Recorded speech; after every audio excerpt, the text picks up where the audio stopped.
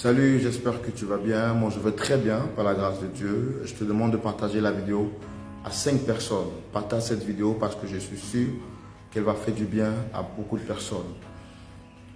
J'étais récemment avec un frère, un ami, à qui j'étais allé rendre visite. Et quand on revenait, en fait, quand je rentrais chez moi, je passe donc la commande de mon Yango en Côte d'Ivoire. C'est ce qu'on appelle VTC, donc, ou bien Uber. Donc je passe la commande de mon Uber et il me pose la question, mais attends, et ton véhicule, tu l'as garé où? Je dis non, je n'ai pas de véhicule. Il dit, mais attends, comment toi, un animateur qui anime une émission aussi visible comme ça, partout dans le monde entier, tu n'as pas de véhicule? Je dis oui, je n'ai pas de véhicule. Et il était surpris, il dit, waouh, Roland, c'est pourquoi moi je n'aime pas travailler, c'est ce qu'il me disait, c'est pourquoi moi je n'aime pas travailler pour les structures ou bien dans un environnement chrétien. J'ai dit, mais pourquoi? Il dit, le chrétien est le seul qui peut voir ton besoin et puis te dire que Dieu te bénisse. Le chrétien, c'est le seul qui peut te voir ton besoin et puis Dieu dit que Dieu te bénisse. Que ce que tu es en train de faire là, si tu étais dans un autre environnement, un environnement où tu n'étais pas dans un environnement chrétien, quelqu'un va se lever comme ça pour venir t'offrir une voiture. Si c'était un païen, un frère qui n'est pas chrétien, il va se lever pour venir t'offrir. Que la plupart des animateurs que tu vois sur les grandes chaînes, ils ne vivent même pas de leur salaire parce que leur salaire n'est pas consistant. Mais ils vivent des offres, des dons qu'on leur fait, des opportunités qu'on leur donne.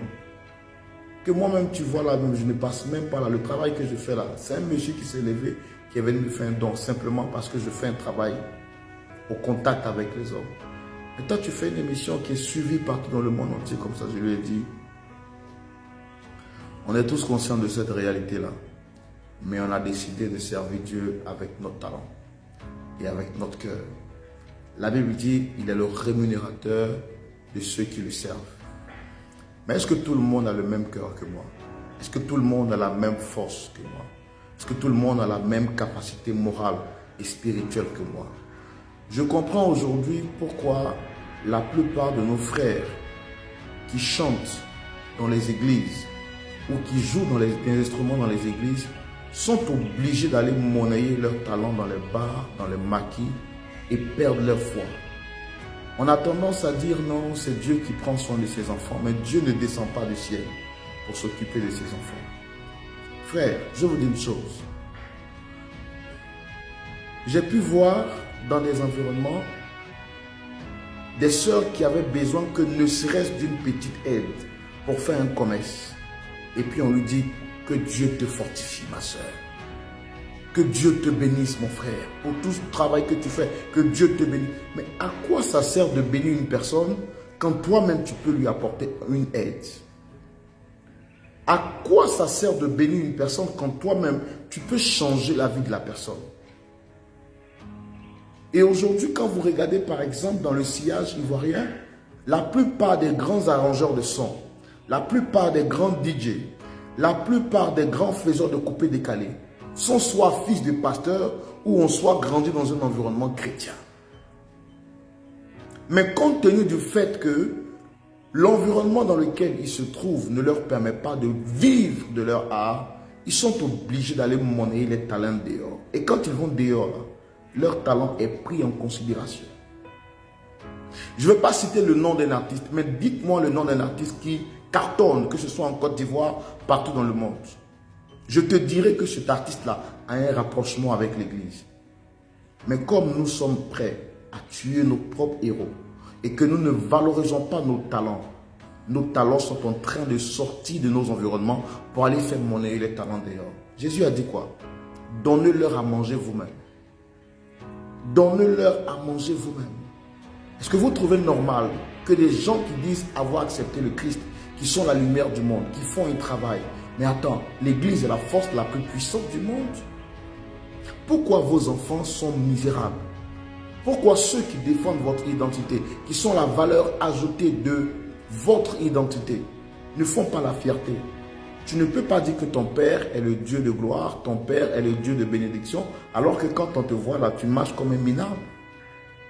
C'est méprisable, c'est frustrant. À la limite, ça fait mal.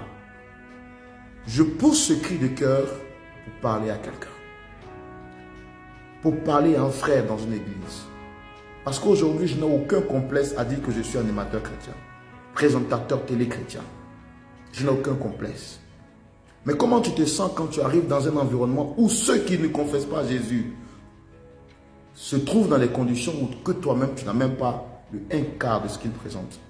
Donc, me diront, oui, on n'est pas là pour la prospérité, on ne sert pas le Dieu du monde, toutes ces choses-là sont vanité. Mais c'est vanité, mais c'est nécessaire. C'est utile pour le bien-être. Ce que je veux te dire, c'est pas forcément à moi. L'Église est en train de perdre ses talents.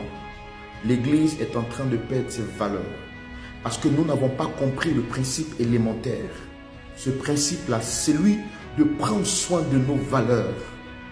Vous ne pouvez pas avoir un frère dans une église qui est auteur, qui a écrit un livre, et aucun frère de l'église n'a son livre. Ce sont les gens du dehors qui viennent payer son livre.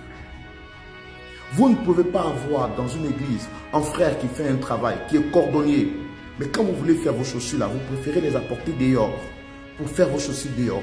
Et vous voulez que ce frère en Christ là, il prenne soin de lui comment? Demain, quand il va se lever pour commencer à aller travailler dans un bar, dans un market pour prendre soin de lui, vous allez lui dire il a régné la foi. Mais vous étiez où quand ce frère avait besoin de vous, église? Tu vois le frère qui a faim, que de lui apporter une aide, que de lui apporter un soutien, tu vas lui dire mon frère, que Dieu te fortifie, mon frère, que Dieu te bénisse. Dieu te bénisse comment? Quand tu as la possibilité de l'aider à sortir de cette condition. Comment est-ce que tu veux que Dieu change sa vie quand il a mis entre tes mains la possibilité de changer sa vie? C'est pourquoi aujourd'hui les hommes ne sont plus intéressés à venir à l'église. C'est vrai que l'église est l'endroit qui nous prépare au salut. Mais écoutez, certes, ça nous prépare au salut. Mais l'église, c'est aussi une famille. C'est aussi une famille. Ne soyons pas méchants. Ne soyons pas méchants.